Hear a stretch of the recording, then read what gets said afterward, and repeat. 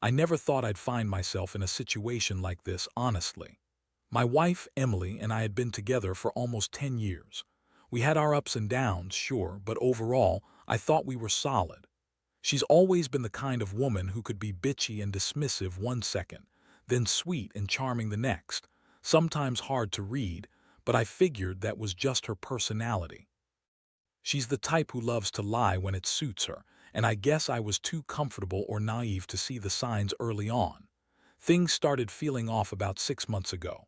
Emily became more distant, more irritable, snapping at me over little things that normally wouldn't bother her. She claimed she was stressed from work, or that I was just imagining it. But I noticed she was spending more time on her phone, hiding it when I entered the room. She'd make excuses about needing to catch up on work emails or talking to her girlfriends, but I caught her deleting messages more than once. Still, I didn't want to jump to conclusions. Maybe I was just paranoid, or maybe I was reading too much into her mood swings. Then came the small things. Her phone would buzz during dinner and she'd quickly grab it, offer a lame excuse about a work call. She'd cancel plans last minute saying she was too busy, but I'd find her out with friends or even on dates with someone else. I caught her in little lies about where she was, who she was with.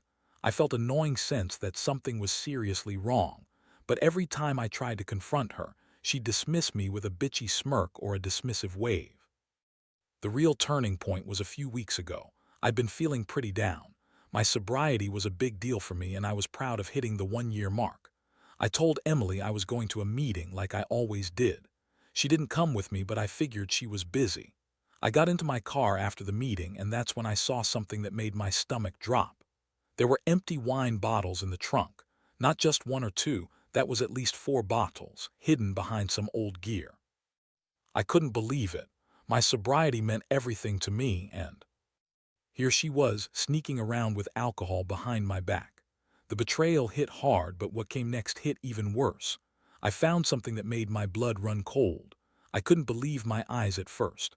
I stared at those empty wine bottles, feeling my heart pounding in my chest. It was like my entire world tilted sideways. How could she do this?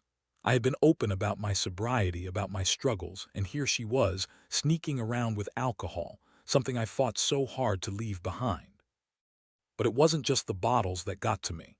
It was the realization that she'd been lying to my face, hiding things, acting like she cared, and that she'd been having an affair with my AA sponsor, Mark. That name alone made my stomach churn. He was supposed to be helping me through my recovery, guiding me, supporting me. I trusted him, or at least I thought I did. And Emily, she knew how much I depended on him, how important my sobriety was. She knew, and she used that. She used my trust, my openness, my vulnerability, everything I'd worked so hard for to cheat on me. I didn't need more proof, but that morning I felt like I'd been punched in the gut. The evidence was right there, staring me in the face. I knew I had to confront her, but I didn't want to do it right then. My mind was racing. I needed to figure out what to say, what to do, how to handle this. I spent the next couple of days in a daze trying to process what I'd seen. I kept asking myself, how could she? All those nights she spent pretending to care, pretending to be supportive, and it was all a lie. I couldn't sleep, couldn't eat. My stomach was a knot of anger, hurt, and betrayal. Finally, I decided enough was enough. I couldn't keep pretending I didn't know. I had to ask her outright. So I set up a time to talk. I think I was more nervous than anything else. This was the woman I'd married, the woman I had trusted for so long. But I knew I couldn't keep this bottled up. I was done being naive, done giving her the benefit of the doubt when she'd clearly been lying to my face all along. When she finally walked into the room that evening, I could see her bitchy smirk already forming, like she was expecting me to back down or let her lie her way out of it.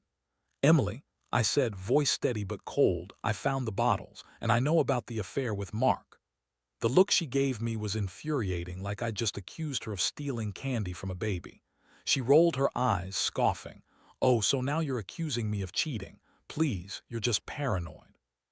She was acting like I was crazy, like I was inventing things in my head.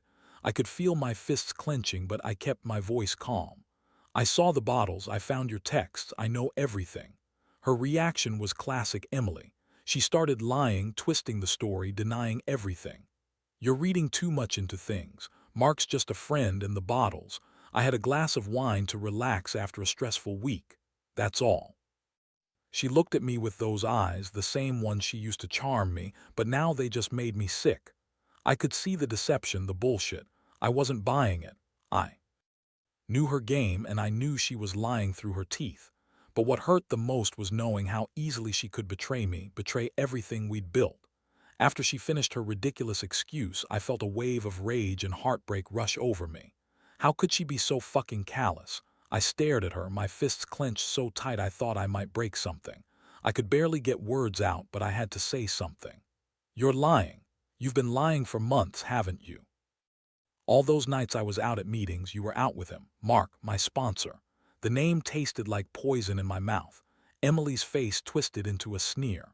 Oh, please, Mark's just helping me with some stuff and you're too damn paranoid. You think I have time for affairs. I'm busy, I work, I have a life. Maybe you should focus on your recovery instead of accusing me of shit I didn't do. Her voice was bitchy, sharp, and dismissive, like I was a fool for even questioning her. But I knew her better than that. I saw the way she looked at him in those texts, the late-night messages, the secret meetings she'd lied about. I saw how she'd been sneaking around behind my back, and now I was starting to feel a kind of numbness that was worse than anger. I told her I needed time to process everything, that I didn't want to hear any more lies. I told her I was done, that I couldn't stay married to someone who used my trust and my sobriety as a way to cheat on me. And then she threw a fit. She started yelling, calling me all sorts of names, paranoid, insecure, jealous. She said I was destroying our marriage over stupid accusations, that I was making a mountain out of a molehill, but I'd seen too much. I wasn't blind anymore. That night I couldn't sleep. I kept replaying everything in my head, the way she looked when she lied, the way she dismissed me, the small cracks in her story that didn't add up. I felt betrayed, humiliated, and broken all at once. I thought about all the times I'd confided in her, trusted her, and how she'd repaid me. She used my sobriety as a weapon, and she'd used Mark to fill a void she couldn't be honest about. By morning, I knew what I had to do. I didn't want to stay in this toxic mess. I realized I deserved better.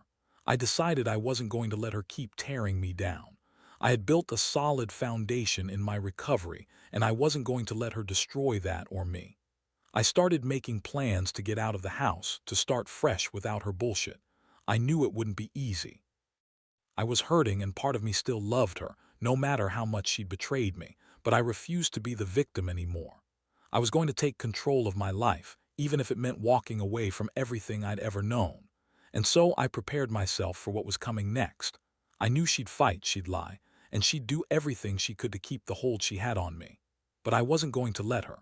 I'd learned the hard way that some betrayals cut too deep and some wounds don't heal easily. Still, I had to move on for myself, for my sobriety, and for a shot at real happiness. I just hoped I was strong enough to do it. The day I decided to leave didn't come easily. I spent the night packing, trying to keep my hands steady while I threw some clothes and essentials into a bag. Every fold, every stitch of that bag felt like a step away from her, from the lies, from the betrayal. I didn't want to let her see how broken I was, but inside I was shattered. I'd spent years trusting her, believing her lies, and now I was walking out of a life I thought I knew. When I finally confronted her that morning, she was still in bed, acting like nothing had changed. She looked at me with that bitchy smirk, the one she always had when she was about to start her bullshit. "Going somewhere?" she asked, voice dripping with sarcasm. I looked at her, my heart heavy but my voice steady. "Yeah, I'm leaving. I can't do this anymore. I can't stay with someone who lies and cheats behind my back, especially not when I'm trying to stay sober." Her eyes widened for a brief second, then she went into full-blown denial. "You're overreacting. You're making this up in your head. I haven't done anything wrong. You're just jealous because Mark helped you through your recovery. I'm the one who's been supporting you, remember that." Her words were a slap. I'd heard enough. I told her I didn't want to hear her lies anymore, that I knew the truth and I was done. I left the house that morning with nothing but my bag and a pounding heart. I didn't look back. It was hard, knowing I was walking away from my marriage, from the woman I'd loved for so long. But I knew I couldn't stay in that toxic environment. Her cheating, her lies, they'd poisoned everything. I felt a mix of relief and despair, like I'd lost a part of myself, but also like I'd finally taken a breath of fresh air. For the first few days, I stayed with a friend. I avoided her calls, her texts, anything that might pull me back into that mess. I spent a lot of time in recovery meetings, trying to keep my mind focused. The one thing I kept coming back to was my sobriety. That 1 year chip I got, it meant everything. It was the reason I stayed strong through all this. If I'd still been drinking, I don't know what I would have done. But even with all that strength, it was hard to shake the feelings of betrayal. I felt humiliated, angry, and hurt. How could she do this? How could she betray me, use my trust, and then turn around and lie about it? I kept asking myself if I'd missed the signs, if I was blind to her manipulations. And deep down, I knew this wasn't just about the affair. It was about who she was as a person. A woman who would lie, cheat, and betray everything we'd built for selfish reasons. As the days went by, I started to see things a little clearer. I realized I'd been holding on to a fantasy of us, a version of our life that was never real. The betrayal was a brutal wake-up call. I couldn't keep pretending everything was fine. I needed to focus on my recovery, on healing myself. I knew I needed to cut all ties and rebuild from the ground up. The pain still lingered, but I was determined to come out of this stronger, even if it took a long time. I also knew I had to face her eventually. I couldn't just disappear forever. I needed to tell her she had lost me completely, that her lies and betrayal had made me see her true colors. I wasn't going to be her fool anymore.